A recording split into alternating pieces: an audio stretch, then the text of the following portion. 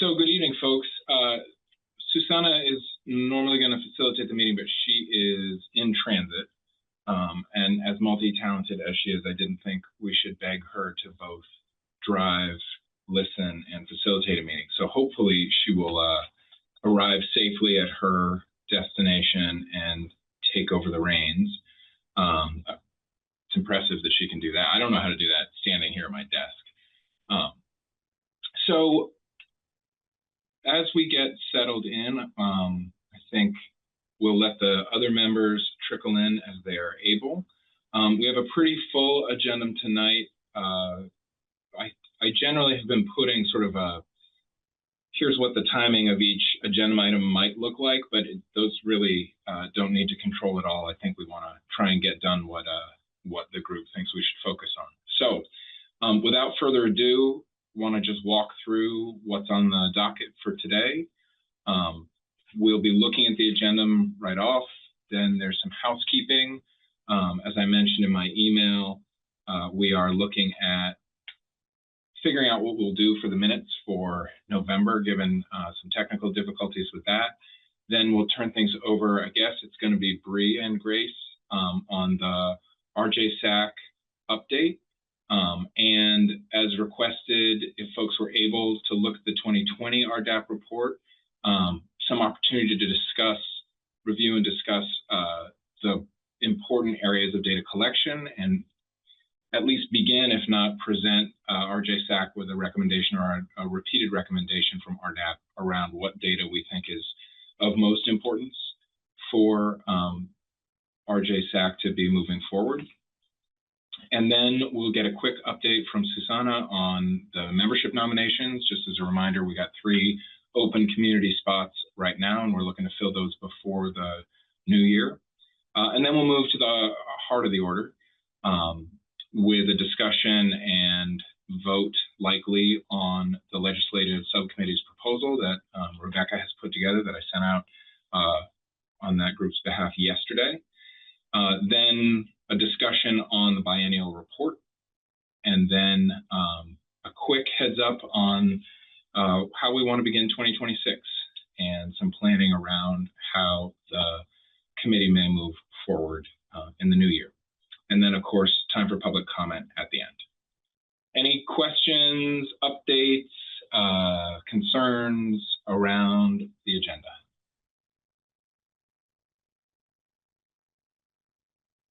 She looks good to go. Great. Okay, I will keep moving. So as I said in my email, and this will be for the records of the public meeting, our general practice since, as we've been searching for a note taker, our general practice has been to review the recording of the meeting subsequent to the meeting and create minutes from that recording. Orca is good enough to provide that recording publicly, and we then just review it. They had an unfortunate technical problem last month and weren't able to record our meeting, even though Orca was there. I think there was a problem with some kind of connectivity issue. So there isn't a recording of the November meeting. I have some very rough notes that I will distill and we can look at the January meeting. And if other folks, either members of the public or the Division of Racial Justice or other members on the panel have any minutes, happy to put those into our working draft so that at least we have something for the record around our meeting in November. Unfortunate and unforeseen as that problem was. Any questions on that? Any concerns? And I think we'd probably take any questions or concerns from members of the public as well in case that are germane to the minutes. All good. Okay. So that'll be coming up. And now, if there aren't any other questions on those kind of housekeeping pieces, let me hand things over. Bree, just because you're on camera, I'm guessing it's you, but I'll hand it over to you and Grace. And maybe because we have some members of the public here, it'd be great if folks would introduce themselves, and I should have done that as a way of modeling. I'm Todd Delos, he, him pronouns. I'm the designee of the Attorney General and the interim chair of the panel and pinch hitting as facilitator. Awesome, thank you, Todd. Yeah, hi everybody. Good to see folks that I've seen before. For those I'm seeing faces for the first time, it's lovely to see your face. My name is Brianna Sheehan. I use she, they pronouns, and I am the co-chair of the Racial Justice Statistics Advisory Council. And in my day job, I'm the administrative director for Vermont's Commission on Native American Affairs. So pretty like update for the RJSAC is, like you all right now, we are working on our annual report. We spent a good chunk of our meeting this past Friday talking through one big piece that we're kind of thinking about how we want to incorporate is the division is working on a gap analysis project. I don't know how, Laura, if you've talked through this with the RDAP at all, or Susanna has, but really the project focuses on like interviewing, connecting with departments across the state and trying to really do an inventory of what does their data infrastructure look like, what do their data governance practices look like, so that we can have a better, or the division, I should say, can have a better idea of, just what is going on and where do we need to be thinking about intervention or sharing successes, things like that. We've also been talking a lot about what recommendations we went through, the recommendations that the RDAP has proposed since all of the reports since 2019. We've looked through the division's recommendations, and so we're going to be I've compiled those, and we're going to be trying to pick through those a little bit to see what we want to make sure we are highlighting. As Todd shared at the beginning in the agenda, something that we would love to hear during this meeting, and if you all, as you're talking through it, if there are recommendations that you will be highlighting that you want to make sure the RJSAC also does in our report, we would love to be able to just double whammy that and make sure that's included in our report as well. I don't remember if it was last month that I was here or if it was the last time, but we would love to make sure, like, as the RJSAC is still kind of getting its feet under it in many ways, like, we want to make sure that the work that we're doing is not redundant at all with like all of the wonderful work that the RDAP has been doing, and we want to make sure that our kind of priorities and asks are aligned. So that's very important to us right now for our report, especially. So going to listen in today, and if things specifically come up that you want us to push, please let us know. And going back for 2 seconds just to the gap analysis report, or not report, but the gap analysis project that Laura and some other folks are working on. I just wanted to highlight that for you all through kind of our conversations. I don't know, like I said, I don't know how much exposure you've had to that project, but I think it's very much worth getting a little bit more exposure to it if you haven't. Laura has presented to us. We've had some really great conversations with her and some of the folks that she's working with. It's like a huge project, and I think it's right now, I've been kind of describing it as this is like a little flag going off to say, hey guys, like maybe we have to probably start thinking about this. And I think in the coming years, it will become a blaring red alarm bell. And so I think the more that we can begin to introduce the idea that, the data infrastructure and data governance practices in Vermont are really lackluster and really needing improvement and investment. I think the sooner that we can do that, the sooner that it will actually be taken up. So I will just, I'll leave you all with that. And if there are questions, they're probably better turned towards Laura and folks at the division, but happy to, share the report that the RJSAC is going to give and the language we're going to put around that. And yeah, like I said, very much recommend putting that somewhere in your report, even if it's just to say, like, highlighting this is going on, and it's probably worth tuning into in the future. Thanks, Bree. Are there questions for Bree?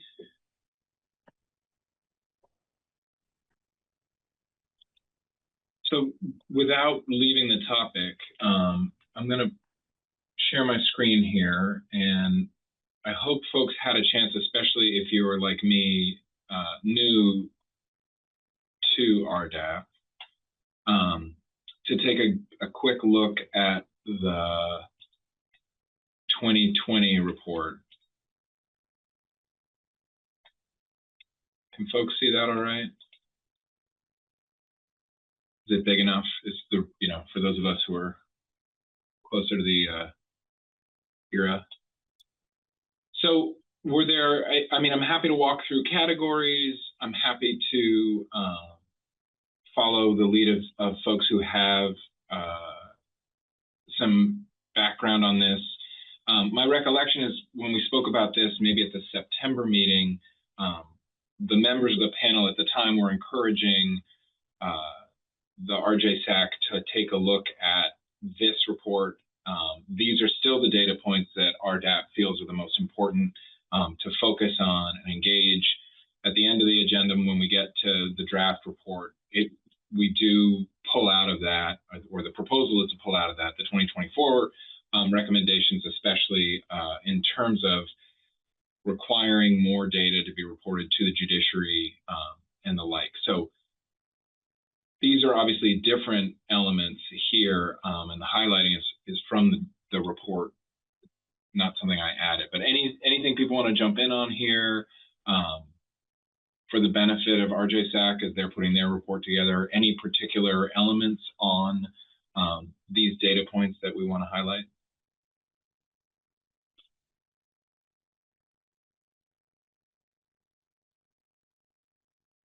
Oh, Grant, we can't hear you if you're jumping in.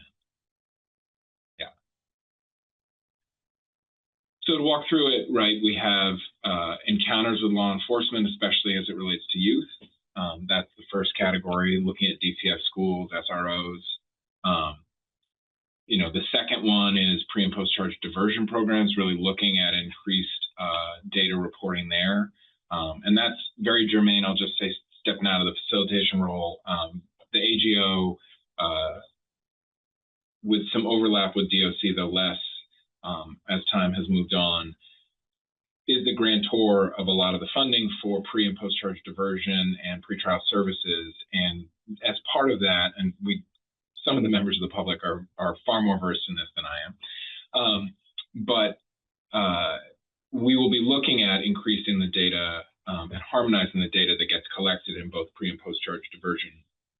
We already produce a report, the AGO produces a report drawn from that data around racial justice statistics, some of them mostly just reporting race as it is determined in the programming, but this is something that we'll recommend that the AGO looks at a little bit more. And I would welcome any public comment on this one, not to call you out, Maggie, but if other folks have any insight on this, and Derek, of course, you've got experience in this space as well.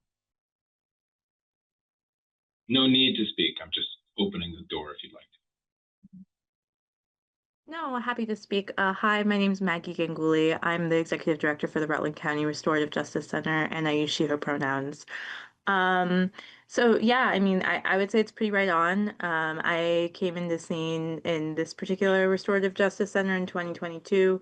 Race data has always been an issue. We actually cover on our end, we collect more data that might be identifying race-wise, but is still redacted so that we can see trends and look at things internally than what's requested externally.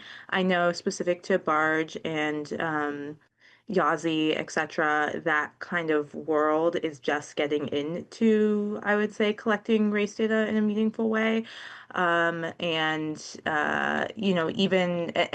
the knowledge gap that's there is pretty intensive. The understanding that ethnicity and race are different collection spots has been a really big piece, I think, and like education around that, specific to the more the DCF barge lens. But they have redone the reporting, and we have completely new forms that started July 1, 2025, that we started using regularly, and that's captures a lot more than it used to. in addition to if folks are part of the 2ST LGBTQIA plus community. So related to more of the like AGO stuff, I would say they have a lot more of a like a tightness around the collection of the data.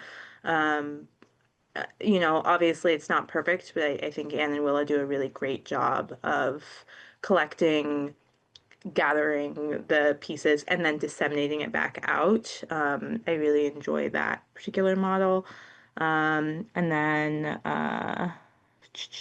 the other thing that's kind of notable, specific to diversion, is a lot of people collect based on the assumed race that police put. Specific to diversion. So they'll put it in as whatever the police think rather than asking. And that is individual to intake forms for any diversion, AGO, pretrial, etc., which is super problematic to identify someone based on visual and not actually asking them. It's an assumed race. It's not an asked race. So that might be a really great place to poke around. So I don't know if that really answered your question well. I think that was really helpful. I'm smirking a little bit because you've already hit on one of the points that'll come up when we talk about the draft report, and specifically around law enforcement identified race data and not. So very helpful, and I appreciate you jumping in and being put on the spot there. It's also really helpful from the AGO lens to think about the collection of data that we don't collect, but that may have value to RDAP, and how that maybe can get folded into what the division does as well. So again, I'm happy to walk through all of these categories. I'm getting some nods from at least Derek, so I'll keep going. But you know, delinquency petitions, it's unfortunate. Farzana had another event. She's the representative state's attorney from Orleans County, but also the representative for the Department of State's Attorneys. And so it would be interesting to get their input on some of these data points. Transfers between criminal and family court, of course, very relevant to the raise the age. And I think there'll be some more raise the age legislation coming down the pike this upcoming legislative session, probably something that'll be important for us to pay attention to. Assignment of counsel and experience of counsel. I don't know, Rebecca, if there's anything you want to, I'm just picking people out of a hat right now, but if there's anything you want to weigh in on there. Todd, I'm sorry that I'm not following the question. I mean, I appreciate that you just called on my name. But are you asking what I know about data related to this? Any further, mostly any contextual gloss you want to put on what the words of the report are, anything we should think about as we continue to advocate for these data points, especially with Bree and Grace here to have the benefit of this engagement for RJSAC. Thank you for asking for clarity. I realize I had an assumption you had that I had. It's okay. I just make sure I answer usefully. And I appreciate you going forward. And it's fun to see this highlighted report again. It's just reminds me how much I was on RDAP. I've been on RDAP from the beginning, so I was part of this process, and it's fun to see it back. I think what I would share here is my participation on this work here, and also with the judiciary. The Chief Justice Reiber created a committee to review racial equity issues in the judiciary. One of them was data points. One of the things that came up during that committee, that came up in our discussions earlier in RDAP in terms of data collection points as to race, was already brought up by Brianna, is that right? Am I saying your name right? Was not just the source of the data, race data being imported into the systems, to the data systems in the state, being from law enforcement and it never being reviewed again, but the question as to who is being asked, who's providing the information, is something that continues to be an ongoing discussion, such that I'll share this much. My understanding from CRG, from national folks have come in through my work on these two bodies related to data collection on race is depends on what you're trying to do with the data, what you're trying to learn. And so all of these discretionary points that we highlight the priority of collecting, there are lots of opportunities for whatever governmental agency is interacting with a person to check in and update. In an ideal setting, assuming database infrastructure doesn't prohibit that possibility of providing new data in. But that's something that was discussed but never landed upon. And one of the things that I pushed a lot was accuracy was a word thrown around. And I think that's even something to not presume, to uncover and unpackage. What does it mean that you want accurate data to reflect what? To reflect the self-identification of race and ethnicity of the litigants in these systems? Is it accuracy as to what the adjudicators are presuming is the person standing before them? So are we trying to collect what judges think the race and ethnicity of the person standing before them? Is it, or the law enforcement officer doing the arrest, or the DOC, DCF? What is it? And I think my understanding is if you're trying to understand racial disparities and discrepancies in the system, it's critical to get captured an accuracy of the subjective beliefs of the government actors, what they think. Anyways, that's all. So I don't know if that's getting to your question. I certainly don't have anything specific asked on council, but I think that was very helpful. And especially for them. So I'll keep rolling through here. As we look at these, I think there are areas that are worth certainly supporting RJSAC, looking at, and also getting reports back from them if there's places for RDAP to continue advocating or helping problem solve around data systems. I think, just to highlight two things Rebecca said, one is to the extent that a data system is capable of providing the information. And I think it's really valuable to identify when data systems are not capable of accurately, and I mean at all, providing data, and to try and get ahead of that when an organization is going through, and I think the division is doing this, when an entity within state government is changing its data system or is even assessing the current data system or looking for a new one, that they're thinking about how. Right, there you go. Laura, Laura, do you just want to share very quickly? I don't want us to run too far on this agenda point, but I do think the gap analysis is really valuable for RDAP to hear about. Yeah, I'll just super quick. I know in the past, we offered to give the same presentation that we gave to the RJSAC. Megan Wheaton Book was my colleague at the State Archives. She and I have been essentially utilizing a functional analysis approach to identify functional areas of responsibility in government paired with an activity matching things to statutory obligations and how those are connected into systems. So we've actually mapped some of that those functional responsibilities to these data points as part of the gap analysis, in addition to conducting multiple informational interviews with each of these criminal legal agency stakeholders that were identified from the legislature and from RDAP to get a better understanding of their systems. So we're doing a rolled approach right now. There's 3 phases. We're in the 3rd phase right now with our 3rd cohort and our final cohort, and there'll be more about this in our annual report. And if you guys do want the same presentation that we gave to the RJSAC, happy to do that. And if anything, I can always send you the project plan that is entirely about how the gap analysis work is being done. That's great. Thank you, Laura. And it may well be worth highlighting that once your report is out. I think part of, at least what I view what RDAP is working on, is understanding what we don't have views on. And certainly data helps us identify, is an important component of any identification of disparities within the system. So trying to hold a little bit to our agenda. We have about 5 more minutes on this, and I wanted to just suggest people, just for a moment, you can click on the link in the chat and just, as opposed to me scrolling through the next 3 pages of data points, if there are any, if people want to just take 1 minute, take a look, and if there are any you either have questions about because maybe you're new or have forgotten about the work that was done, or something you want to highlight because it's important for the group to know, let's just take 1 minute to work on that, and then hopefully we can round it out.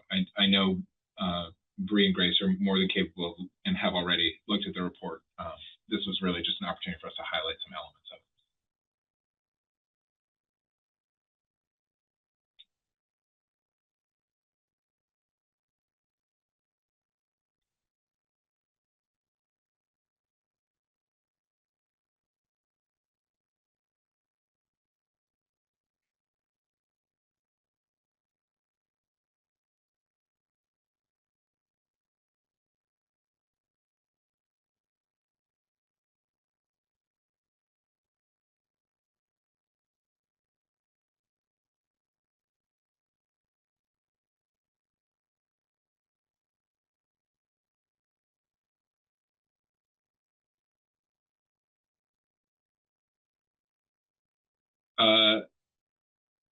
So that was about a minute.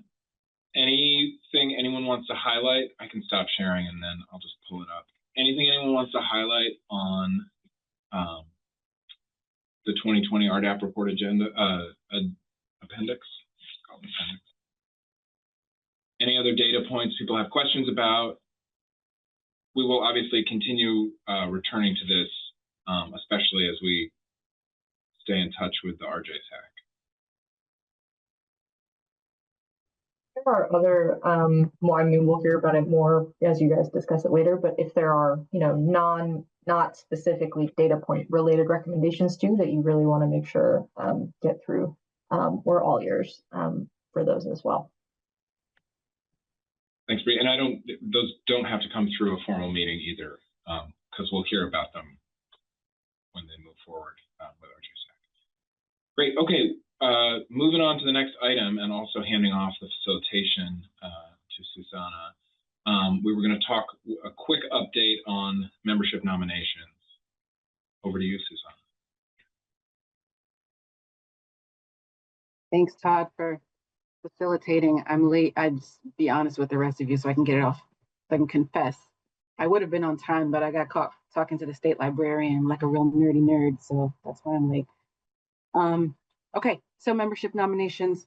As you all will remember, we had a bunch of nominations for the 3 open community seats we currently have on this group.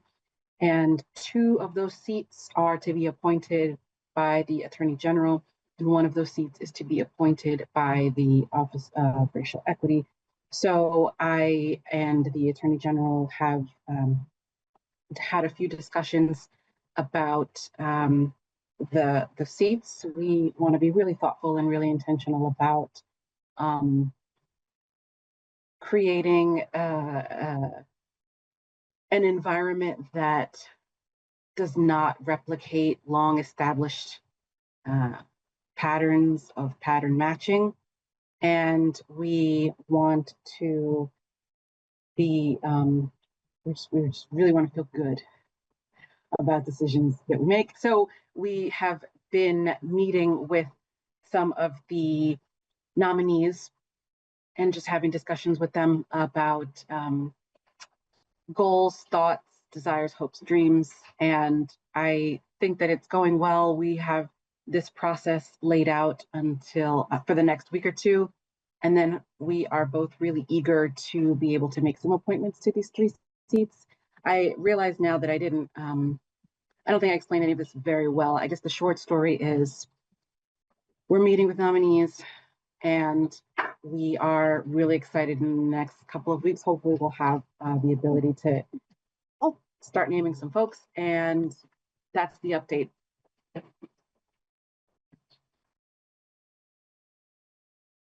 And I'm happy to keep facilitating given the number of things you're juggling. Susanna, Rebecca? So that's a great update. Thank you. It's great to hear that. It seems to be soon. And so my question is this. I know the deadline is way past, and it just came to my on my radar today. Question is this: is it too late to pass up on possible nominee members, or is it, or not? Is the deadline passed? I'm going to kick that to the only appointer who's here. I don't think that it's too late. I think that I don't think it's too late. A process has begun, and I can't say for sure if or how that process will change with the addition of a name. But I think that whether we're looking at right now or down the line, there's always going to be a need for really good people. And I would welcome more opportunities. I also would say, and maybe this is selfish, but to the extent that I, or perhaps the Attorney General, may be asked to appoint people in another context, or maybe want to tap into more resources, even if it's not specifically RDAP, I would always welcome more contact and names and people who can be supportive and who we can support. So I would say send it forward. Okay, great. And Thanks. without being able to speak for her, I would say that Susanna's captured that really well for the AGs. And thanks for asking that question, Rebecca. I would say it's never closed. There may not be a spot right now. So moving forward, I think we're going over to you, Rebecca, for discussion on the legislative subcommittee. And you let me know if you want me to share the proposal or how you want to orchestrate. Okay, thanks, Todd.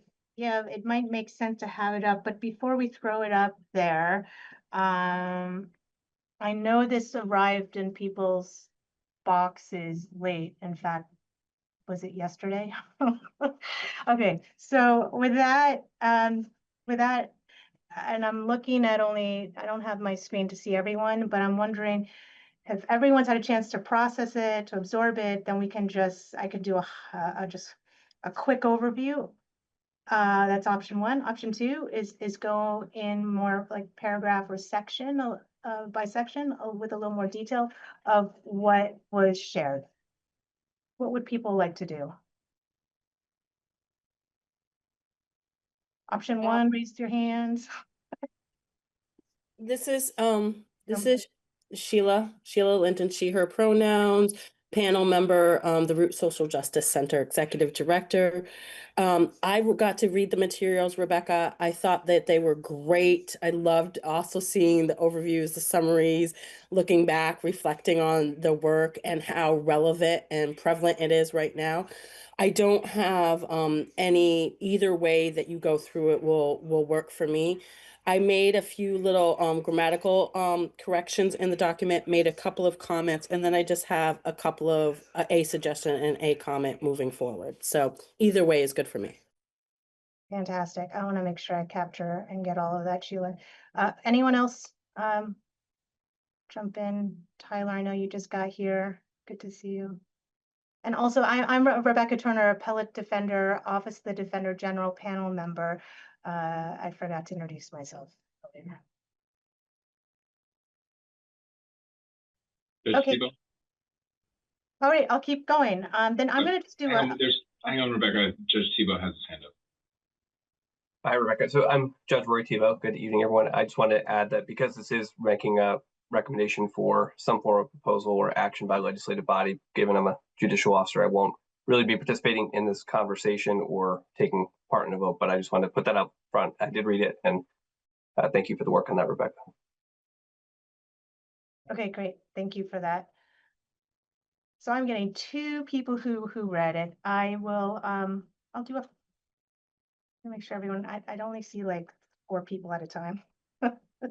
Make sure people. Hi, Rebecca. This is Tyler Allen, Commissioner Designated Appointee for DCF. I want to apologize. I haven't read it in full. I'm looking it over as we speak, but I just want to be transparent about that. We are talking about the 2025-1205 RDAP 26 report. No, good. Well, I'm reading the wrong thing. So what are we looking at right now? No, it's okay. I'm glad you did that. It's titled Racial Disparities, RDAP's recommendation racial equity impact assessment legislation. I think it showed up as the last attachment in the email. It was the that Todd sent PDF, out. not the document. Got it. All right, so let me go there. And it looks like, how much time do we have, Todd? I want to time this. We got 20, 30 more, almost 30 more. 30 more minutes. Okay. All right. So this was pulling together our, as a panel, our work, and specifically also the subcommittee's drop down on this topic, which is to develop some core fundamental ideas of what we would want the legislature to have as part of a racial equity impact assessment tool. And it would be a tool used by legislators prior to passing legislation that required them to consider the equity impact of the proposed legislation with a focus on racial equity impact and disparities problems that the proposed legislation could cause, could create. And so in that work, we also looked at other legislation, other jurisdictions to see what models we have, working models that exist out there. And that's on the last page. We found 3 states, Washington, D.C., not a state, Colorado, New Jersey, providing those good samples. And for Washington, D.C., we had subcommittee members meet with members there to hear actually on the ground, how has this legislation worked in the real world, and we gained from that. Right, so last month we gave an update on where we were at. We were not yet at the final draft stage to share that with the panel. That we are now here to do that. If we can get to a vote today, that's on the agenda.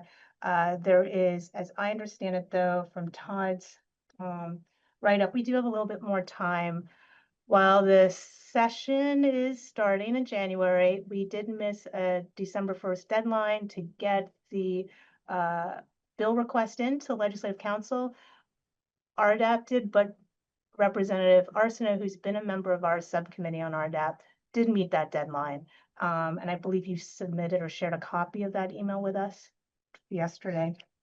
And so she did say that it was much more general, high level of the ask, but indicated that our memo with the more specifics, this one that we're discussing, would be forthcoming and could flush out, and the bill could be, I guess, redrafted to bring that in. All right, so that's sort of the background on it. So let me go through a high level, how this is organized. First was an opening paragraph as to why we wanted this to happen. Again, this is stuff that flows from all of our reports that have come before, and our work this year as a panel. But wanting to make sure it was clear that we've been focused on other governmental entities. This one really is about landing on legislators themselves and trying to build some accountability and transparency, integrity into the system to try to check these racial disparities. So the first page and second page, note how the tool is referenced. That was actually a point in the final draft form, the final edits that the subcommittee landed on. And helpfully, we were being inconsistent.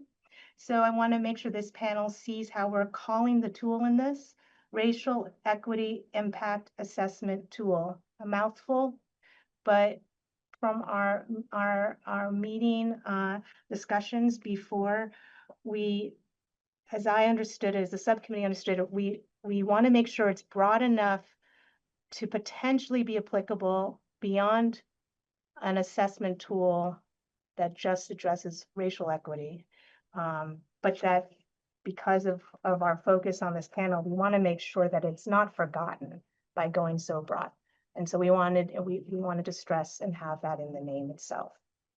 I see, though, as a note, that Representative Arsenault's request to the Leg Council, that the bill be called a mandatory equity impact assessment. So dropping race. And I just want to make sure as a panel that that's highlighted in this report, because I think that's a critical substantive piece. If not obvious, it may actually be dropped in the final form. So if we want to. Can I just jump in real quick, Rebecca, from my conversation with Rep. Arsenault? What she put in on December 1st was just to get a marker down so that the Ledge Council would be drafting. If we put forward a proposal from RDAP following tonight's meeting, that will go to Ledge Council, and she's supportive of adding racial as a qualifier on the equity assessment, impact assessment. So I think that is very much still in play. I wouldn't assume it wouldn't end up in the final bill that might get introduced. Okay, fair enough. But just to highlight for this panel, just think about the name. Wasn't casually used or selected for the language. The other thing on page 2 at the top, there was 4 check marks in terms of to be effective. The tool should include the following. The last one, we wanted as a panel to make sure that this racial equity impact assessment tool applied to all bills, all legislation, but that if that became too big, this last bulleted item suggests an alternative pilot program that it could initially target bills relating to the criminal and juvenile justice system in its first year of enactment. So again, trying to incorporate where we came from before in terms of the goal is to have this hit every bill, every committee, but if it's too big, to focus on those 2 areas. All right, so then the second page, which it's organized in terms of making sure overarching principles, core features are not missed.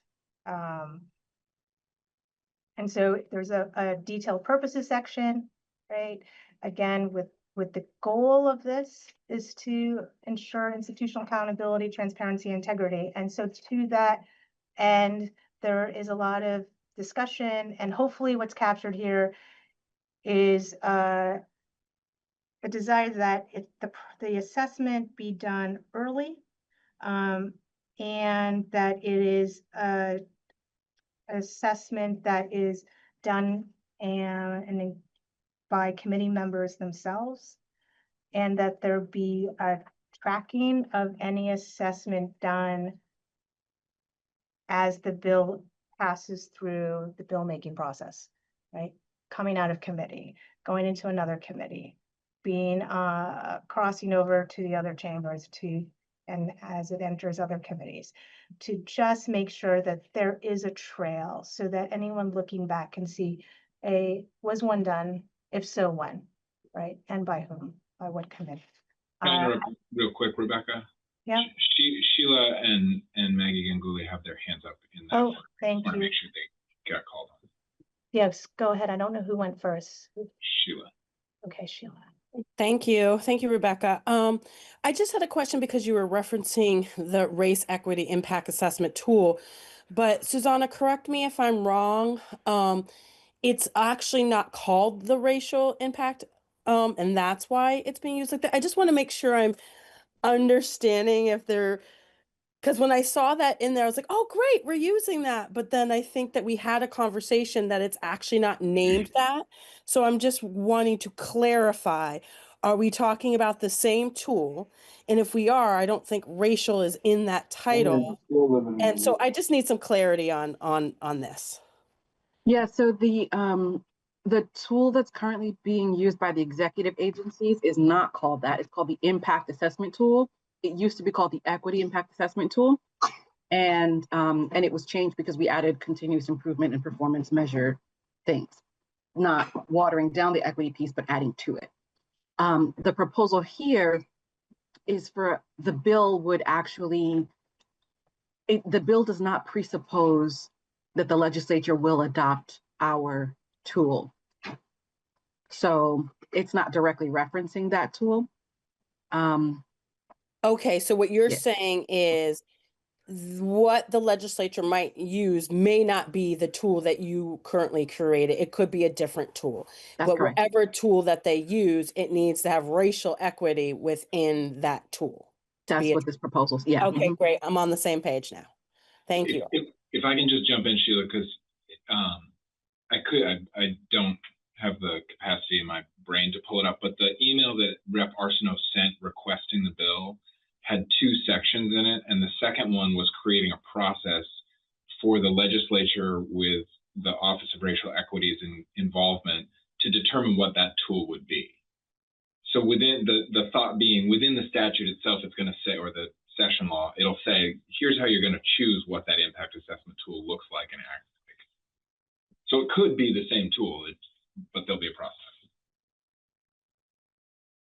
And Todd, that's right. I want to just share what that was. It was being proposed that 2 reps appointed by the speaker and 2 senators by the pro tem to create or select an appropriate assessment tool. The group may consult with external resources as necessary. And then it goes on to say what the tool should accomplish, 4 main goals. And I think that's now drawing from where we make that recommendation and on the last page 4 of ours. But to be clear, we did not include any details as to what the actual assessment tool would be. And we didn't even go as far as to suggest what Representative Arsenault did here in this email, outlining the ask with Ledge Council, which is the process of selecting 2 reps and 2 senators to then decide. We just stayed out of that part of it. There was someone else with a hand up, but Sheila, is that an answer? It's like enough information, or do you want more clarification? Oh, no, that answered my question. Thank you. Okay, great. And then Maggie had her hand. Maggie, hi. Yeah, mine's just like a kind of thing with language. So I noticed the word targets in there, which is like a very militarized term. And if you're putting something forth about equity, typically you want to use nonviolent language, and there's a lot of different ways, like intention or like things like that, that can really assist in being, heartfelt and important and centering without like using violent language, which it seems like is kind of the goal of this committee or panel, sorry, as well. So sometimes that kind of stuff, like I have blinders on, and it's nice to have another set of eyes, but just a thought. Thank you for that, Maggie. I appreciate that. So noted, and I'll take a look at where those are references to define and see what we can use for other language. And in fact, on that part editorial, there's a couple places where there seems to be scare quotes that should be removed. For instance, on the last page or second to last page, before you get to the chart, we have equity lens in quotes. We should not have that in quotes. All right. Moving on. So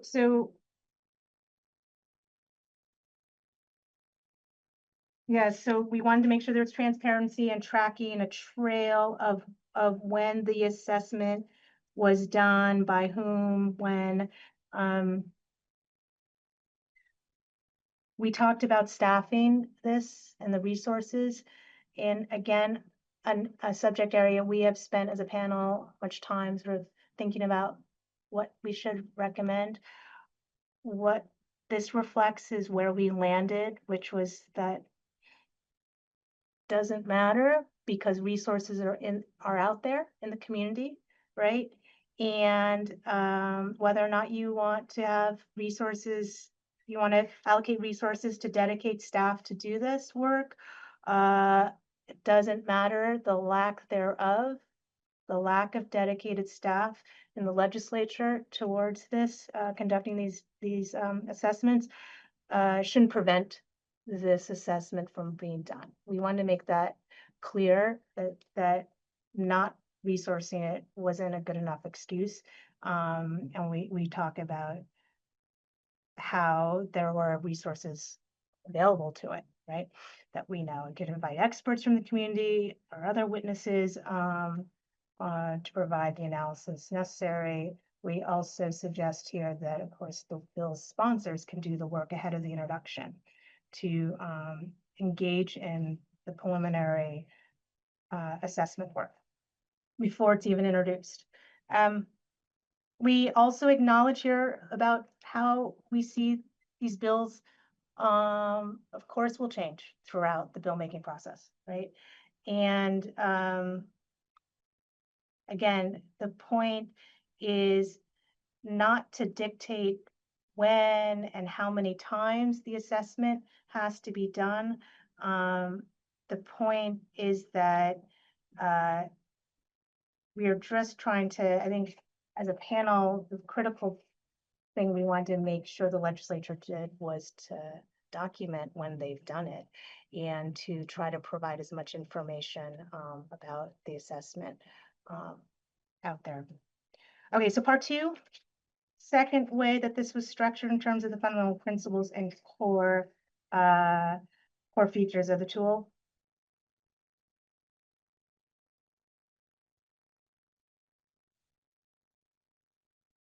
Right, structured as a questionnaire. We don't just want a summary of data. We don't want this to be a fact report, right? We want this to actually ask hard-hitting questions. Stakeholder engagement, we want it to be sought out, that the legislators would seek out people to provide the assessment, but also to make sure it's captured in writing and to make sure that any assessment is meaningful, any engagement is meaningful. Right. So then the last bullet here, the 4 main goals of this tool was also captured in Representative Arsenault's email to Ledge Council. And those 4 are this. The tool should identify potential disparate impacts supported by relevant data when available. The tool should list culturally appropriate and accessible responses to identify disparate impacts. Number 3, this tool should include active and robust engagement with community members and stakeholders, and the tool should identify measures of equitable impacts wherever possible. Okay, so that's a summary. I think now, I hope everyone can share any thoughts, big, small, about it, where we want to go from here. I can't see any hands, so Todd, I'm gonna, or Susanna, ask for your help. No hands at the moment. Thank you for the walkthrough. I want to pose to the group. We've been discussing this for a while. We're seeing it come into fruition with the bill draft request that has gone in and the output from this subcommittee. How are we feeling?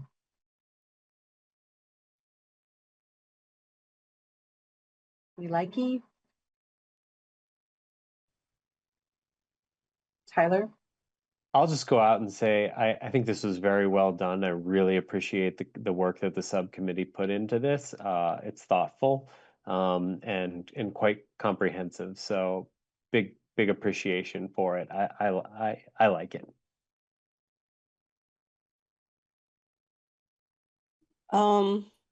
Again, Sheila, I personally really like it too. My comments were actually on the other the other document, not on this one. And so this I like it. And I can't think of, I know it's pretty thorough and it's gone through the things that I've looked and checked. So I can't necessarily think of anything with this particular document. And I think we should move forward and either vote or do something to push this forward. I would say, Sheila, if that's a motion, I would second that motion wholeheartedly. I think this is a great draft document. I think it'll really help Ledge Council put something together that we can then hopefully get behind and advocate once it hits the legislature. Yeah, so I'll move that we accept the Racial Disparities in Criminal and Juvenile Justice Systems Advisory Panel's recommendation of racial equity impact assessment legislation to the legislature as is, unless there's, yeah, that's my motion. Right.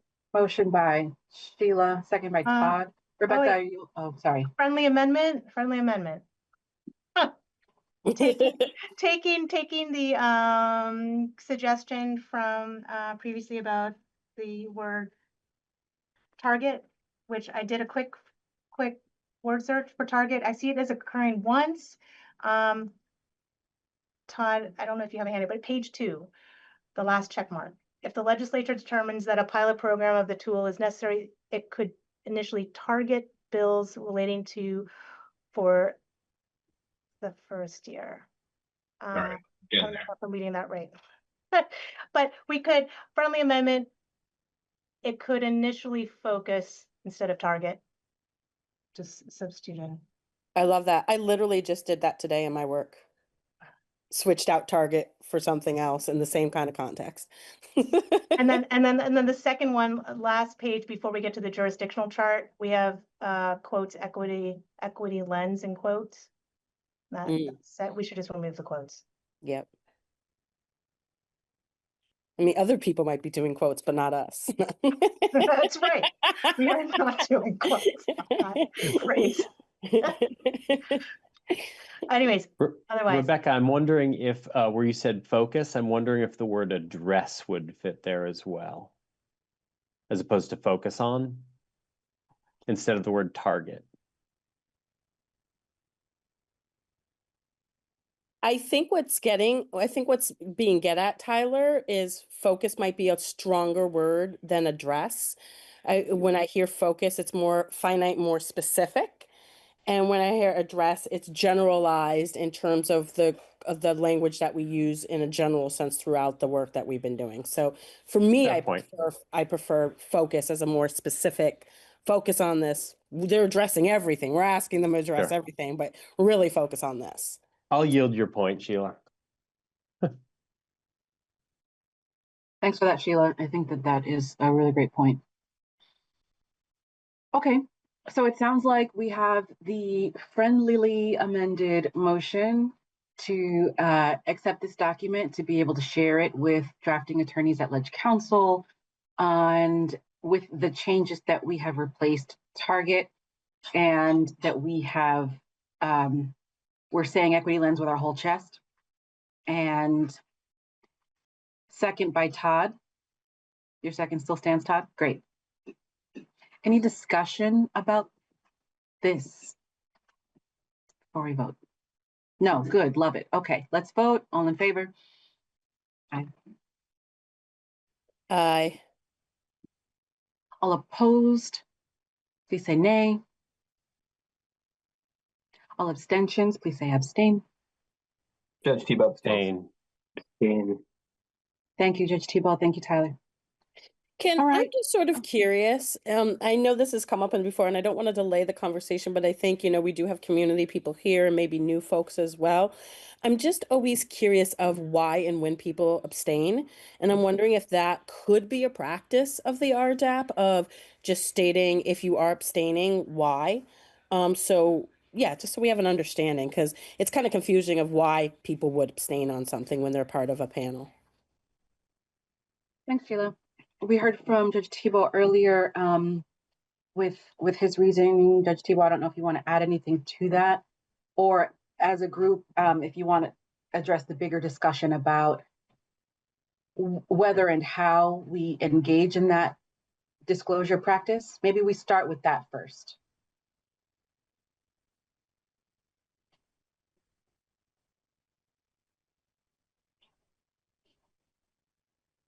Sheila, I'm wondering if you can expand for us. Do you mainly mean for the benefit of the members present so that we understand why a member of the group might abstain, or do you mean to memorialize in public record?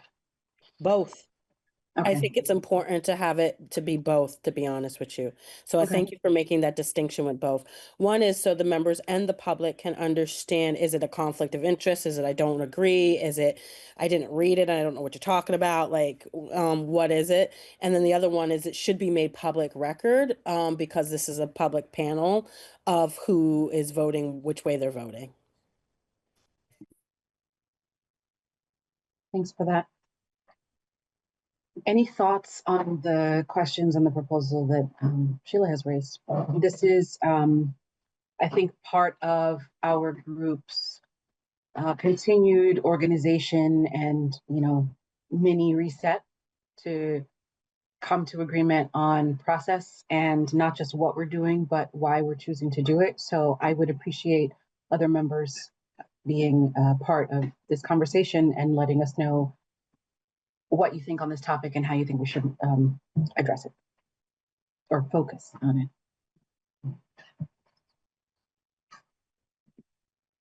I'm happy to speak. I don't want to speak out of turn. Or, oh, sorry, Grant's got his hand up. I should have raised my hand. That's all right, Tyler. You're Yep. We'll go with Grant and then we'll come back to you, Tyler. Thank you. Yeah. This is Grant Taylor, citizen member of the panel.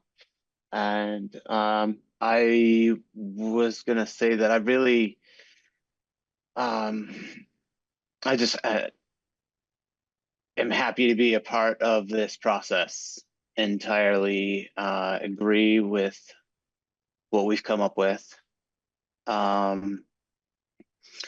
think it's important for people to explain why they're abstaining from the vote. It's important to explain yourself, probably. Thanks, Grant. Tyler. So I really just wanted to weigh in on the nature of my abstention. So, which is the relevant question at hand, whether I think the deeper conversation about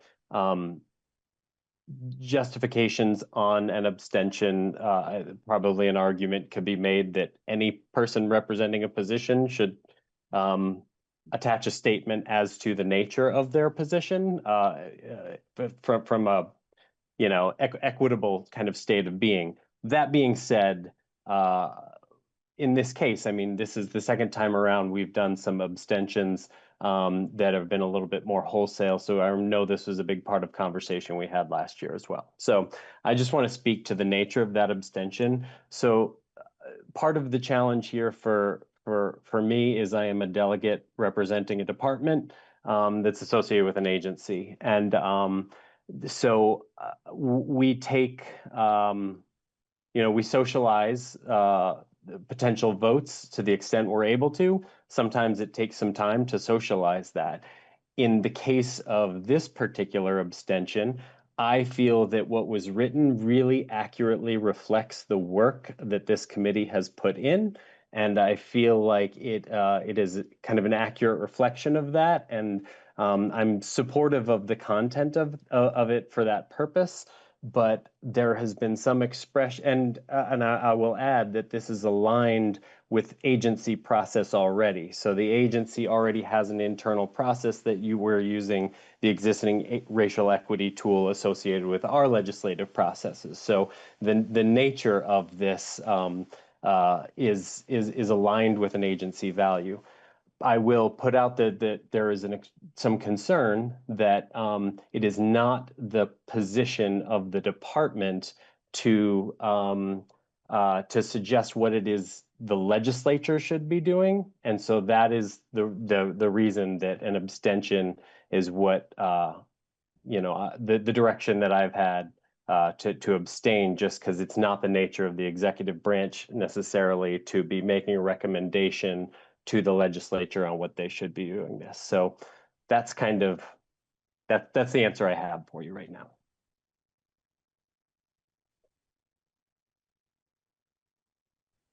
Sheila, I see you with a hand, but if it's okay with you, I'd like to pause and go to Judge Tebow, who also abstained, and we'll come back to you. Thank you.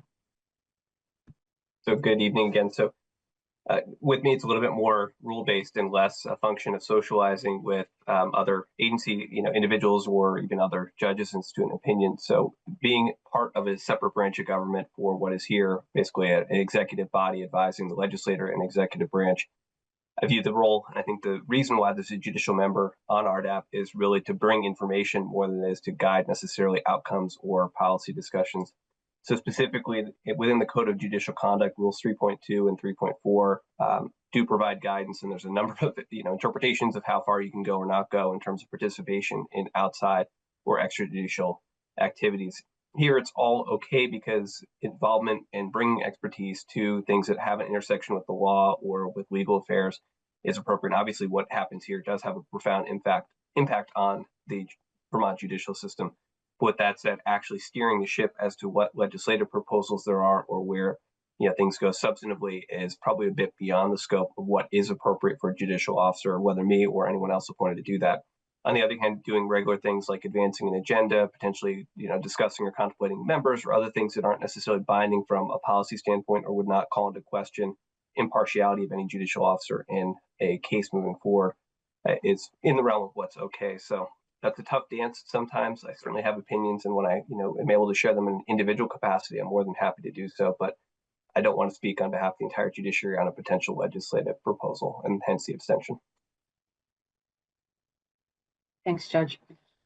Sheila, I'll kick it back to you. And then I was remiss. I think we did have one more abstention, and I want to make sure that we record it because I think I missed it the first time. Sheila?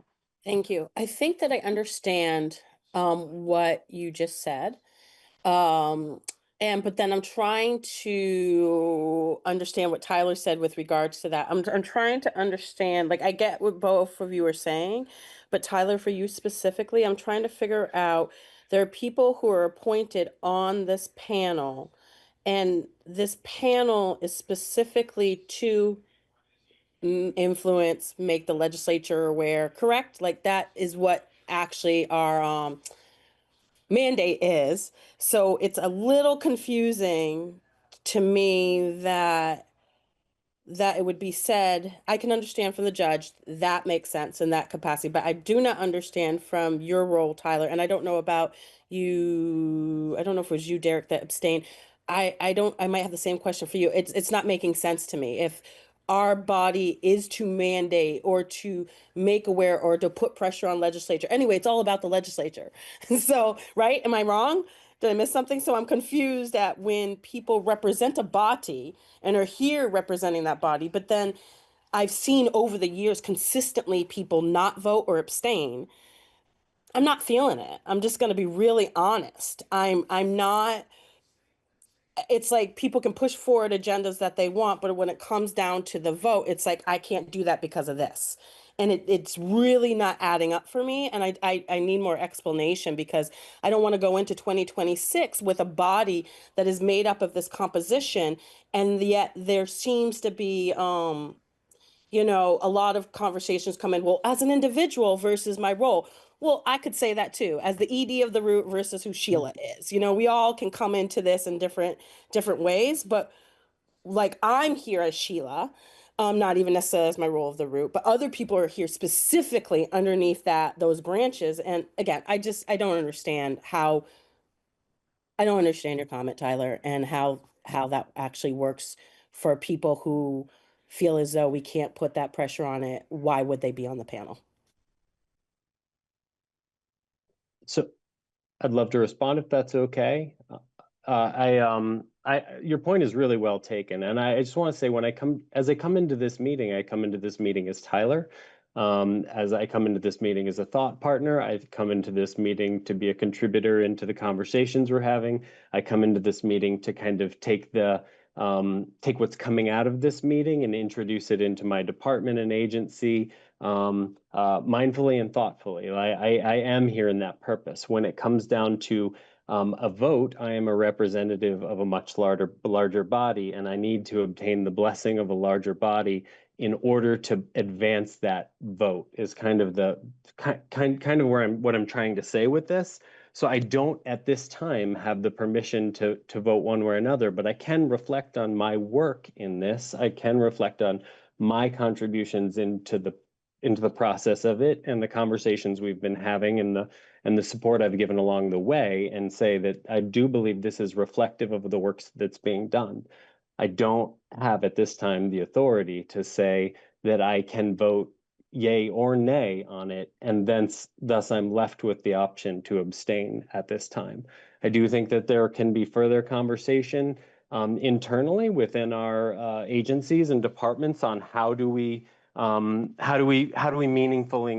meaningfully engage with this group beyond that which we're already doing, because I think you're right, there is more opportunity for us to bring more potentially, but that has to be a conversation that I get through the department. And in the meantime, DCF is a required participant in this group, and I think there is a strength that comes having somebody who knows what this group is doing and that can reflect the work coming out of DCF, coming out of DOC, that goes both ways. So I'm trying to do the most I can to contribute to this group, but that's why I got to an abstention today. Thanks, Tyler.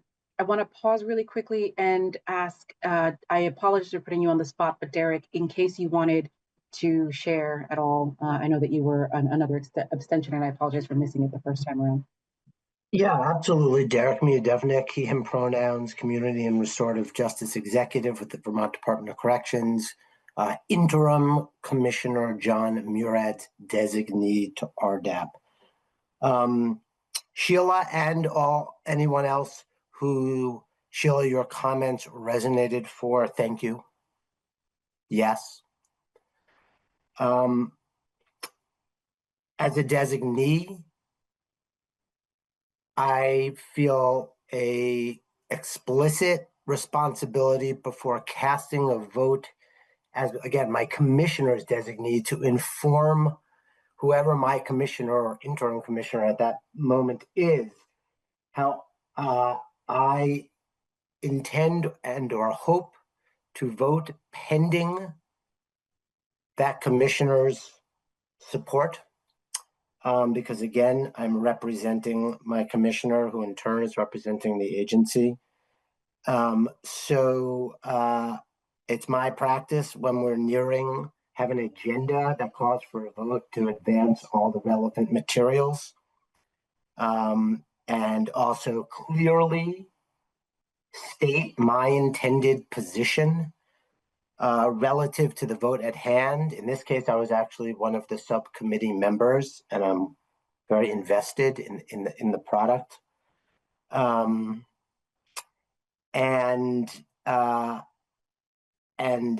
it is then my hope that because I've been designated the internal designee, that my perspective on the matter at hand will be given due weight, consideration.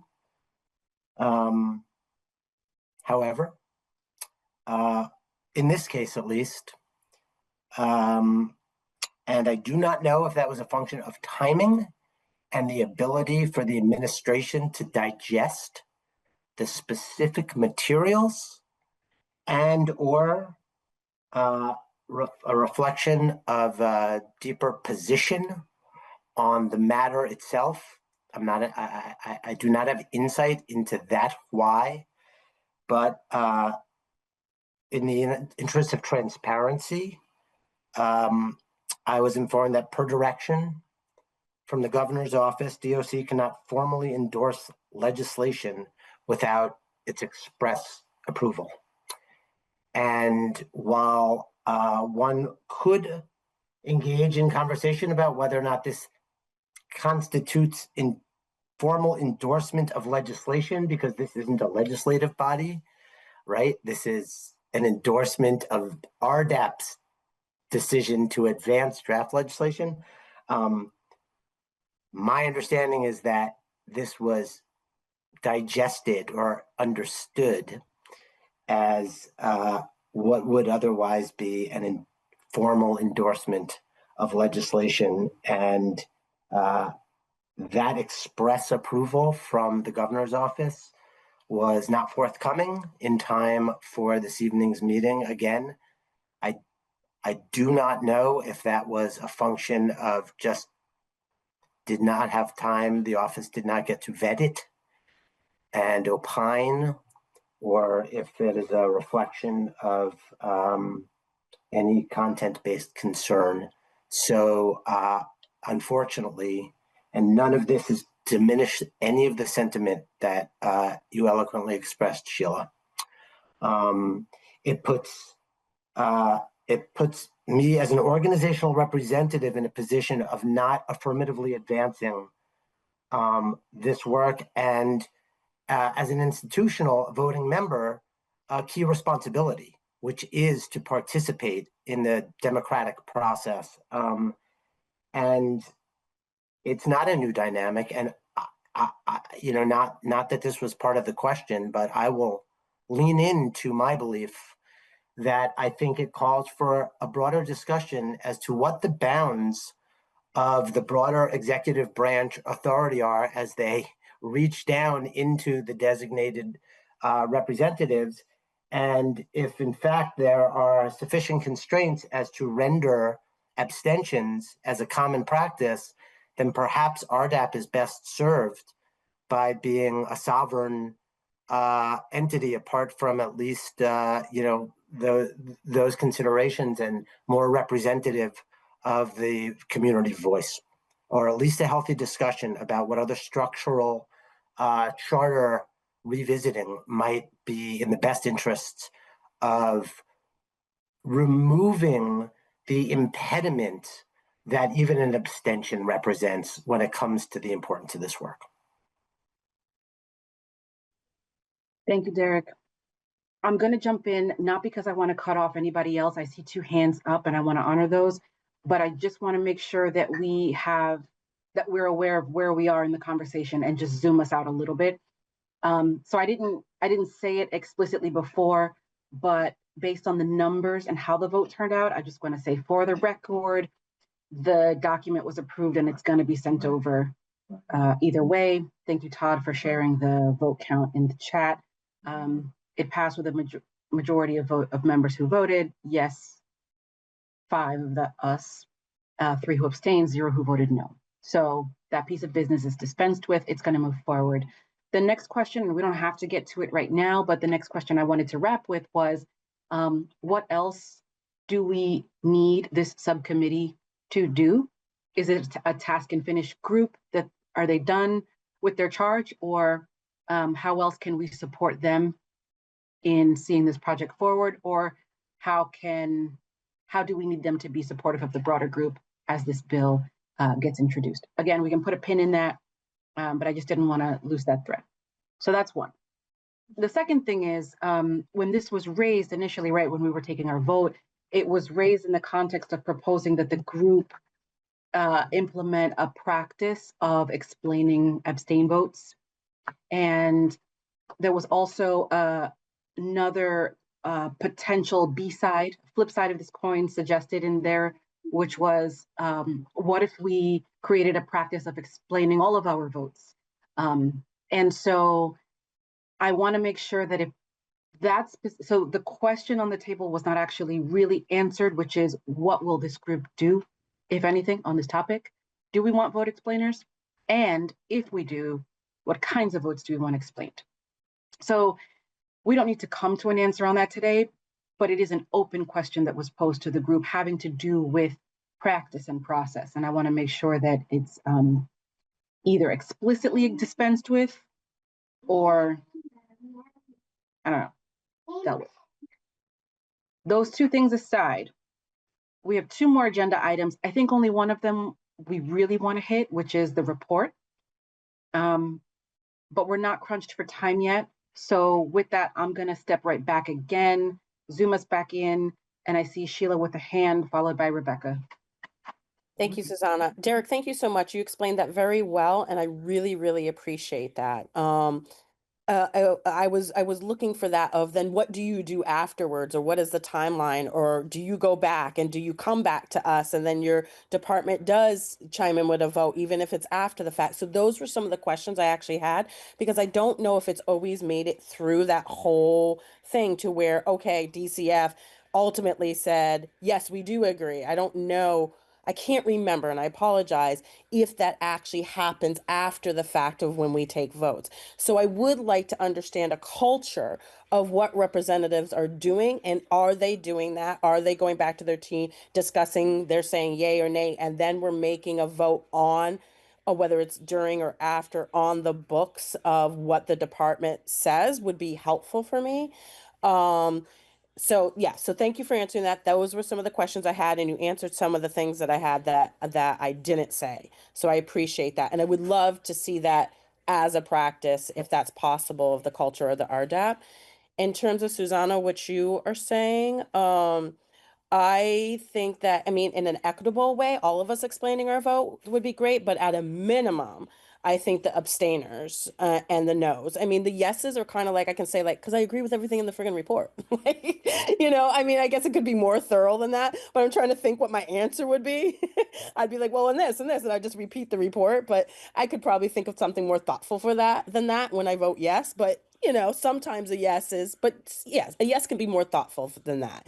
But abstentions definitely, and then no's I think is appropriate as well. But if we want to create equity and have everybody, I'm cool with that too. I also, timeline had got brought up, and this has been brought up throughout the years of RDAP in terms of the delegates being able to go back and have that space and time to be able to weigh in on the decisions in the moment we're actually making those decisions. So I'm just wondering about that, of how that happens. And again, what is the timeline? What is the structure? What are we going to do either as RDAP or as your departments to implement that in your systems? How do we do that? Because today it worked out, I'll say for me, I'll speak for myself in terms of a yes vote for this. But what if it didn't work out like that? What if the abstentions and no's were so heavily weighed that it was majority, and then we're sitting here like, really? So I think that I don't want to just be like, yay, because it worked out in what I consider favorable for myself, that let's just go with the flow, but that we create a system moving forward, and an understanding of what that really looks like, and what are the expectations and obligation of other entities. And Derek, I think it's a great idea that we invest more in this conversation as a whole. Thank you for letting me have that space. Thanks for raising it, Sheila. Rebecca? Yeah, I also appreciate this conversation, and I think it's critical that we get a record of why people are voting to abstain or to no at the very least. And it's the nature of this panel's work that we didn't just start working on this risk assessment tool last month. In fact, it's just been over a year where we voted to actually even consider this as a topic of priority for us. And so I think that to get at a stage where you're at an abstaining or a no feels like we were not listening. We were not hearing something from very beginning. So there's that jarringness of it. So I think on just that level of working and how the whole process of how we arrive at the final recommendation is trying to be so inclusive the whole way that's that. For purposes of transparency and accountability, I think it's absolutely critical. I'd like to share that as a member of this panel, the Defender General's designee, I am also a member of other committees, legislative committees and court committees as the designee of the Defender General. I am on these committees with other government stakeholders that have filed reports similar to RDAP's reporting requirements to the legislature. The reports have contained policy recommendations that the legislature enact. It has drafted proposed language, and they have included votes, not abstaining, but yeses or nos of these members of government stakeholders representing executive agencies and the judiciary who are here today. Different time, different people, different issues, but that's why it is critical to determine and have a record why here on RDAP today we have 3 abstaining. And I can appreciate that the reasons that go into those abstentions are different, but I think those who shared that. I hope we can continue that as a panel. I think it's a baseline accountability. Just know that it's not consistent. Just know it's not consistent from my limited experience. I'm not talking about individuals here at the panel. I'm talking about the structure of having government stakeholders on other legislative bodies. That's all I want to share. Thanks, Rebecca. Derek? Yeah, I just wanted to quickly affirm that I wholeheartedly agree with those constructive suggestions, Sheila, that if in fact this is a point in time, that this shouldn't be a terminal outcome in terms of my role as a representative from DOC. I will certainly seek the why, which is kind of what I'm hearing. And I think that is important. I think it's important for the public record. And I think to the extent that RDAP can adopt an affirmative requirement for, at a minimum, any abstentions to be accompanied by an explanation that would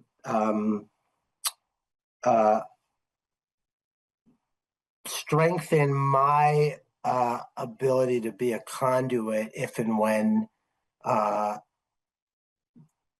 ultimately not only my department, but the administration, through my department at least, has adopted an abstention position. That may not necessarily produce any definitive or declarative statement so much as, right, at this point, we're just not comfortable casting a public vote on potential legislative action, and that, the mechanism by which the administration engages in the legislative process, they may just determine that, that they're gonna operate that separate and apart from other participatory avenues. But I'm certainly in favor of anything that at least makes that an explicit expectation, and I will certainly, that decision notwithstanding, still attempt to pursue any explanation. And I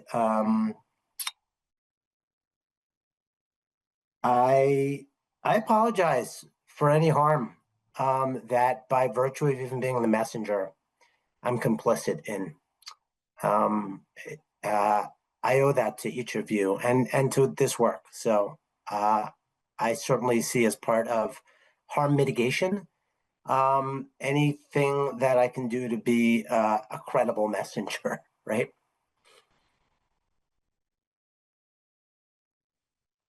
Thanks, Derek.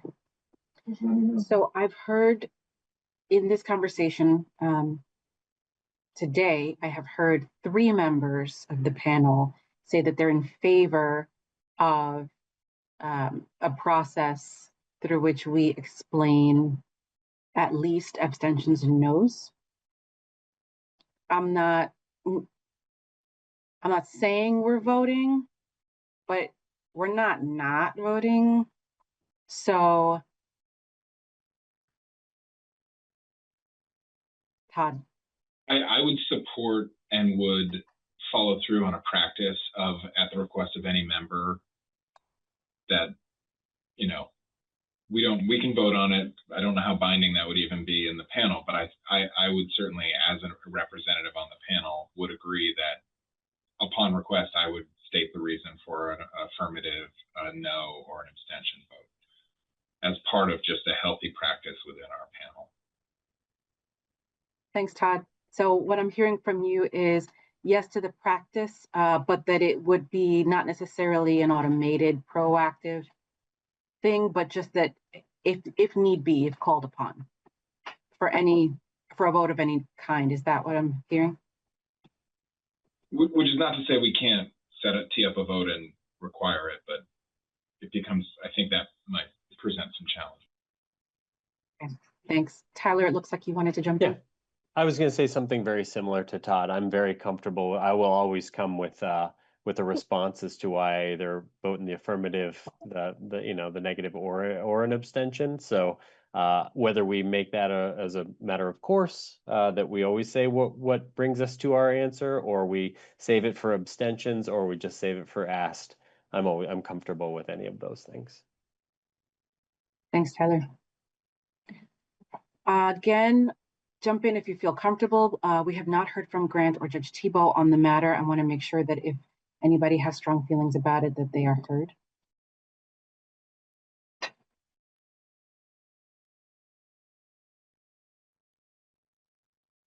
If not, I can proceed and just say that from my seat on the panel, I'm also very comfortable with moving forward with a policy where we are able to ask and have put on the record votes of whatever nature. I would just ask, this might be holdover trauma from being a staffer in New York City government, but I find that a lot of times electeds in places like that with so much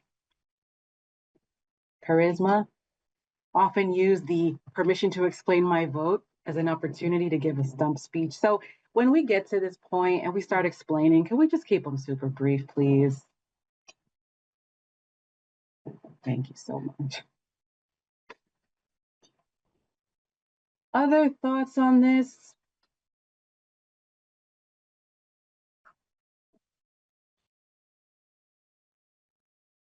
Okay. Oh, go ahead, Derek. Yeah, just a quick thought, not specifically on this, but sort of one item back. I did want to make a quick response and appreciative recognition of Rebecca's point about, like, on one hand, this work has been moving forward for quite some time. It crystallized in a product that was connected to a choice point. And I just want to invite any suggestions, support, strategies that any of our panel members have as to how to adequately get working stages of a concept their due attention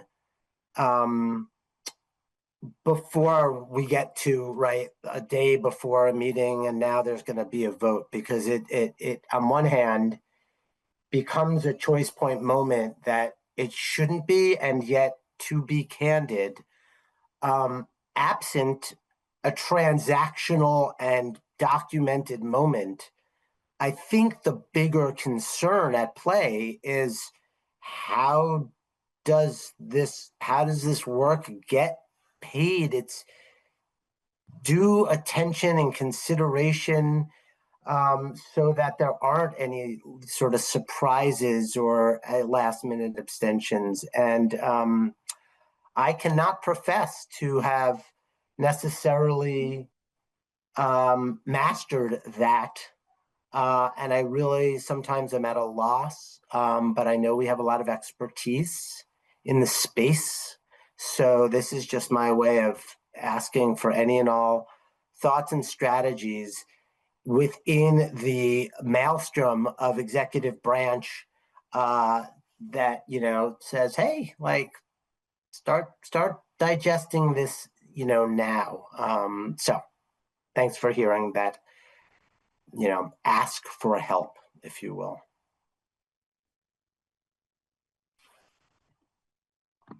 Thank you, Derek. Rebecca? I have one suggestion, Derek. That is, we have a report coming due next month, I think, Todd. When is the deadline? So we all know that deadline. We all have a draft. In that draft is included a reference to this memo that we just voted out to share with Representative Arsenault and company to move that forward. But that report is good. We're going to have to vote on that report, and you can start now, right? You could start, I don't know, again, your relationships with and how it works within your agency, how frequently you check in and talk about RDAP's work. Certainly something of my practice with the Defender General, who's consistently, regularly apprised right? I don't necessarily wait for the final draft moments, because that is too quick of an expectation. But in any event, and I appreciate you sharing and your transparency, Derek. Just want to put that on the record. Thank you.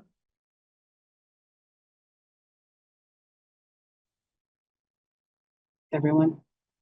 So it sounds like by consensus, general agreement of majority of members present, it sounds like we would like to move forward with a practice where we're able to friendlily solicit or compel vote explainers. But I do think it would be fair to confer with our absent members and make sure that they also agree and don't have any particularly strong feelings on the matter in contra. So maybe Todd and I will just check in with whoever's not here and make sure that they're aware of this discussion and solicit any input they have if they have anything to add.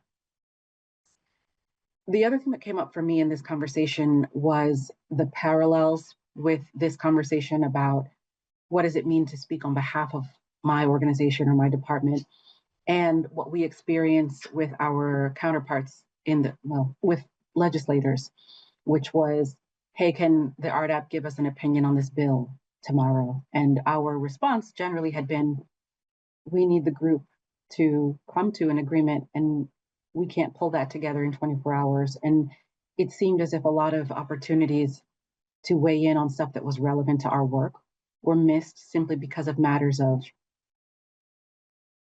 contrived urgency and timing. And so I don't need a response to this, but I am thinking about what that means for us in the next legislative session. And I think a conversation about how we empower ourselves and our members to speak on the group's behalf, and how quickly and how broadly and all of that is warranted. And I know we don't have a chair in place, and probably if we had one that would solve everything, but we don't right now. So I want us to think about that, but we don't have to address it now. Todd, you're off mute.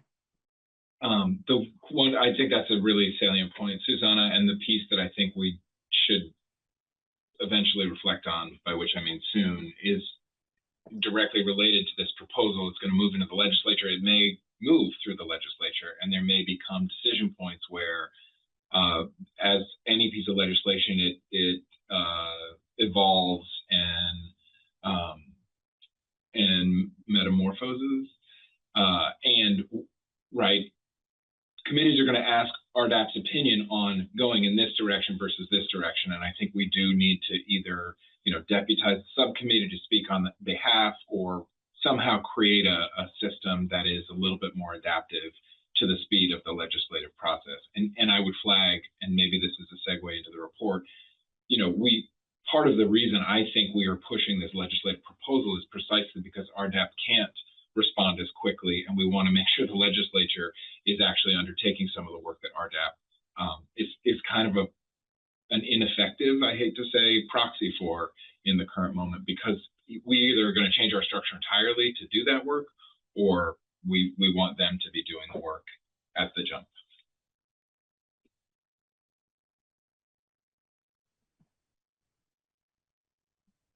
Rebecca.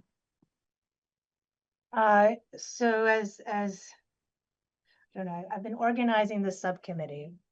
As much as I'll take that, it was a lot of contributions in terms of the ask that Susanna asked earlier and Todd's suggesting now in terms of what should the role of subcommittee be going forward. I would hope it's dissolved.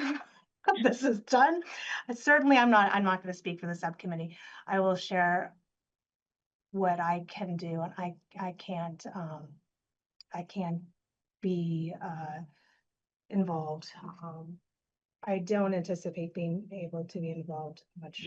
So if someone else on the subcommittee wants to step in, that's great. I just want to share that since we're talking about subcommittee work ongoing. I appreciate it. And I think, sorry, Susanna, if I'm cutting you off.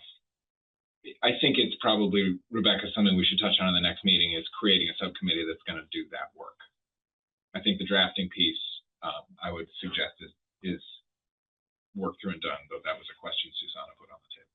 And I'm just going to flag the time for an instant. Yeah, I want people to feel whole and fulfilled and satisfied that we've resolved what's resolvable today. So I know we've taken on a lot. It's like a sandwich, you know, the bread was our vote and the middle was a really, really, pardon the pun, meaty discussion that we didn't quite finish. But so is there anything that has not been said that must be said before we move on to talking about our report, with the recognition that we will have time to, we will commit to making time to come back to this?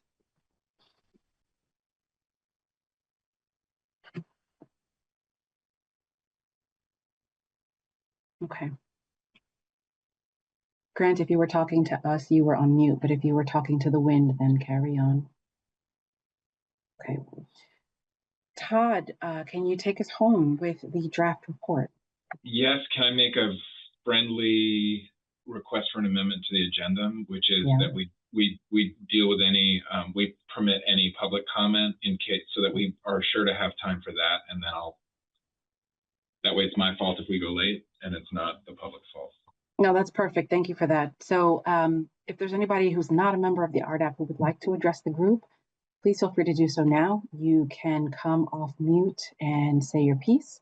Or if you are shy and would like to tell us in the chat, we are also watching the chat. And if something comes to you after our meeting or you don't have time to address it here, our contact information is also on the panel's website, so you can feel free to reach out to us there.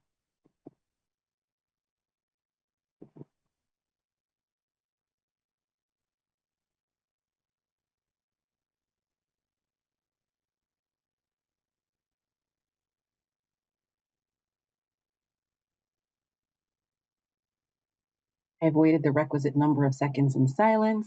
If you are typing, we are still watching the chat. Please go forward. With that, Todd, please tell us about the draft. Great. Thank you, Susanna. I just did put in the chat if folks do want to go to the website for RDAP. It's right there. So I want to give a quick overview of timeline because I do think that's relevant to the work we performed today versus going forward. Folks got a draft, a very rough draft yesterday of the report. The report technically is due on the 15th of January, which is a couple days after our next RDAP meeting on the 13th of January. We have been talking since, I would say, June about a very slimmed down report, one that really points to the 2024 recommendations and highlights the fact that there hasn't been movement on those. We then had a little bit more discussion this fall, suggesting maybe highlighting at least areas where there has been movement on some of the recommendations before talking about the recommendations that haven't moved forward. And finally, I took it upon myself as the initial drafter to flag that we do have a recommendation this year, the one that we've now voted to affirm, putting forward as a racial equity impact assessment tool. I'm not saying it right. Racial impact assessment tool. Clearly later in the day than I would need it to be for my brain. So that's plugged in there as well. I'm happy to walk very high level through the report. It sounded like Sheila's done some work, read it. My recommendation or request maybe is that folks take the time between now and I would say Friday the 19th of December to get me edits. I will do my part to input those edits and provide a new draft the week of the 5th, which will be sort of a final draft. That'll be an opportunity for folks to get feedback during that week or a week from when I provide it. And that's another opportunity, looking to what Rebecca raised, to continue socializing the broad scope of the report, maybe not the minutia of the words. And I think it really is important, speaking as the representative of the Attorney General, she's very desirous of us to have a unanimous report this year and not have a report that's going to have dissenting viewpoints and really looking at the areas of consensus, certainly in terms of the recommendations. I think in my read of the 2024 report, those recommendations were unanimous, the ones that we have put forward, that I'm suggesting we put forward in this year's report. So my hope is that that position hasn't changed, certainly for the folks who by judicial canon, meaning not the judge, can vote on that. And I don't know, Judge, if it's appropriate to support the report. I'm not sure how that's happened in years past. So I throw all that out there. I can put the report up and we can quickly talk through it. If there are concerns around, I would say, high-level structure, my recommendation is certainly, well, I can walk through my recommendation on the draft that I provided as we walk through it. But do people want to handle it any differently than that? Since there's little time, I just wanted to, I'm wondering if anybody who did read it wants to put out any thoughts or recommendations first for Great. people to be thinking about or pondering about, since it sounds like we're going to have to go back, some of us, and read it anyway and do it anyway. So maybe those of us who've done that can be thinking about other people's comments in addition to what they're reading. I think that would be really helpful, Sheila. And I would also say I'm also happy to set up time to talk to members of the panel if it's easier to give me feedback one-on-one or however you want to do it. But I think there's a lot of value in hearing everybody's thoughts. So go ahead, Rebecca, and then I'm going to share the report and Okay. you can lead us off, Sheila. No. Broadly speaking, I heard you say that you picked out parts of last year's report where we were unanimous on, but to not include parts of the report where we were not unanimous on. Is that right? We discussed this at the November meeting. Got it. And that was the spoken consensus was to focus on the first two parts of the report, which were around data and around community engagement. And we can walk through those. The not unanimous portion was the second look portion. So just want to, and I'm sorry if I missed making that point then here, but I want to just make sure the point is made. I appreciate you sharing the Attorney General's desire to not vote no on any recommendation. I would hope this panel never holds back on a reform measure we think should go forward because we don't have a unanimous vote. That's all I want to share. So yeah, I just worry that things will get lost. That if it was important enough to put in a previous report, whether or not we had all, that's why we have these votes and we identify who abstained, who said no. I just hope they're just not lost. All right, that's all. Thanks, Rebecca. So Sheila, I know you did the homework. So I'm happy to walk through your edits from comma splices to poor wording to broader themes and recommendations. So I had put this into a Google Doc and left comments, but maybe it didn't transfer over. So with the light of that, there was very minimal comments. So I'll just add some. So first of all, thank you for spelling my name right.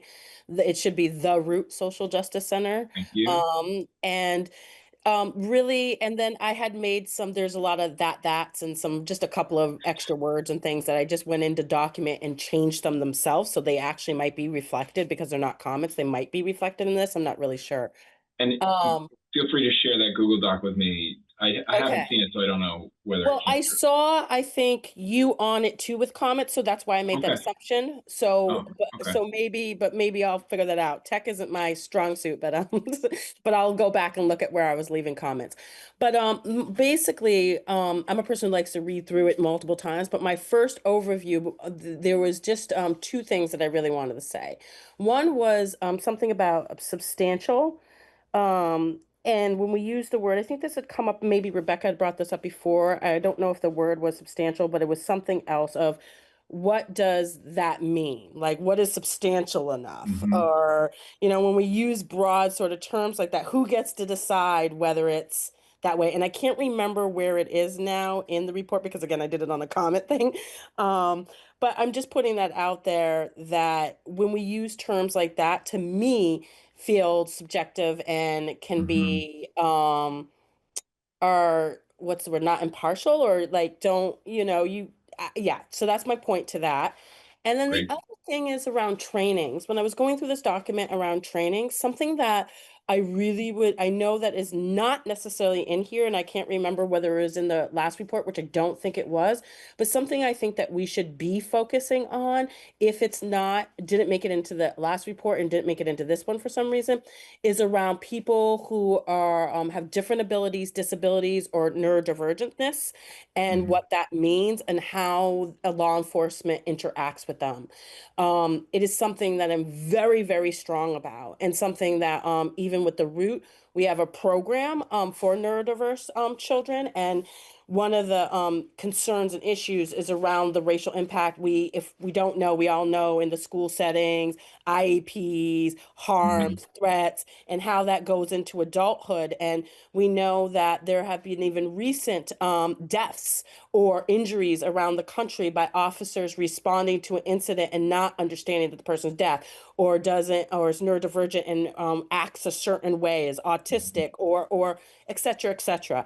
And so when we get to this part, or when we're talking about the trainings, I'm very, very wanting something in there that addresses training for the police around people with different abilities.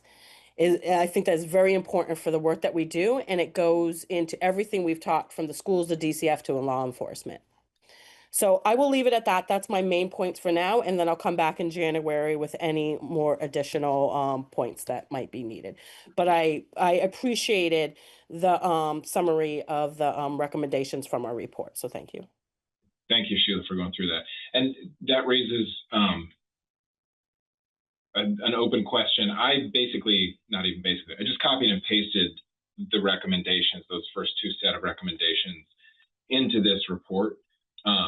So just as a summary, there's an introduction, there's a note, a sort of first section, I apologize for scrolling, noting the implemented recommendations, which are namely that the Division of Racial Justice Statistics was created in 2002, and that last year in Act 4, the age of adjudication was raised from 10 to 12 years old, in line with much of the rest of the country. So sort of flagging those two areas and appreciating the legislative partnership, but also noting that we're resubmitting essentially a lot of recommendations. And then I really did just paste in, I'm going to make this a little less confusing to see by hopefully, hiding. Okay, well, I can't do it. I'm just going to slide this. So essentially, I just pasted in the recommendations from the 2024 report. It makes the report about twice as long as it otherwise would be. At the AGO, we really attempt to have reports be like 5 pages long because that is a readable quantity for an overworked legislature. And so my recommendation would be to trim these down into the top level points, but I don't want to do that without the panel's agreement that, you know, I can put in the links, we can give the resources to the legislature to access those more fulsome and really well researched and supported recommendations, or we can list them in full. And, you know, as you can see, this report's about 10 pages long now. It's not burdensomely long, but I just wanted to get kind of the general feel from folks about that at this point.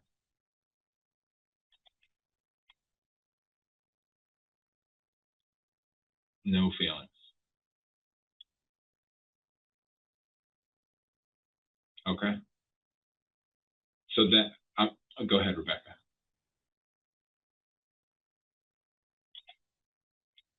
You're muted. I always, the drafting process, it's true. I appreciate what you're saying about readability and shortening it up. But I worry about what's being summarized and what's being omitted and our limited time to review it. But just to that note, Rebecca, I'd say go ahead and make recommendations as you're reading it. And I ask that of everyone, like, if there are areas of the restatement recommendations you think could be cut, or you want to suggest summarization, or you want to say, no, we need all of it, all of that is helpful to me, and I'll gather it together and then I'll report it back in some sort of cover sheet that I send with the new draft.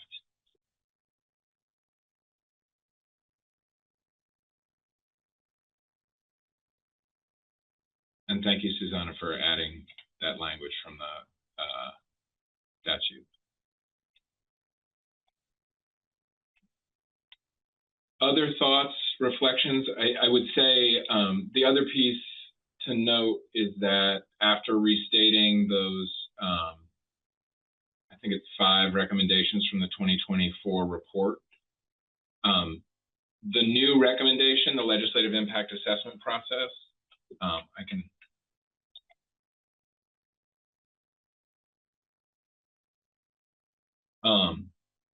this is basically a direct restatement. I sort of did the preamble, and then from this point on, it's essentially what Rebecca already put forward to the group that the subcommittee stated. So that's really just a restatement of the key elements of the bill proposal. So recognizing 1 more minute, let me just make my pitch again. Please take a look at it. If you know you want to follow Sheila's tech forward lead and put it in a Google Doc, that's great. If people want, I can share it as a state OneDrive document. That then I think you could get the benefit of other people's comments and reflections on it. I'm happy to do that, or you can send me edited versions of the Word version I sent out to you yesterday. I'll take them all. All I ask is you get me comments. I'm now going to reframe a little bit and say, if you can get me comments by like next Wednesday at the end of the day, it gives me a little bit of time before the busyness of the holiday weeks.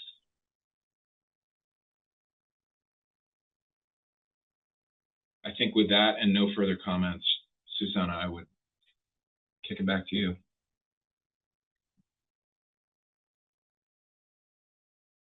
Right. I'm putting in the chat what you've just said.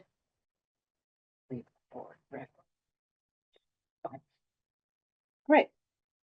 Thank you. Any last thoughts on this report or other recommendations or anything? I want to, I guess, highlight for us that we are re-highlighting things we have already said largely, but it doesn't mean we don't have to push them any less fervently. So when we agree on what we're going to submit, we're committing to that being our plate and putting that on our plate. And so if we're comfortable with this being part of our plate for this coming legislative session, then that's part of the comments that we have until next Wednesday to get back to talk.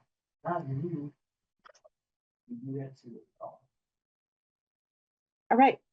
So we added one last item to the agenda, but there is not time to address it, so we should defer it to next time. Is there anything else that must be said that has not been said before we close?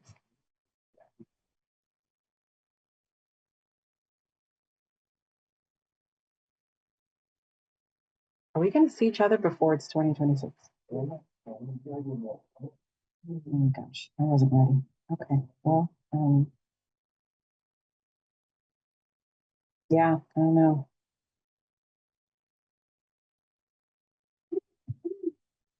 Be good. Good enough. Thank you, Susanna. Thank you. We'll see you all next time, next year.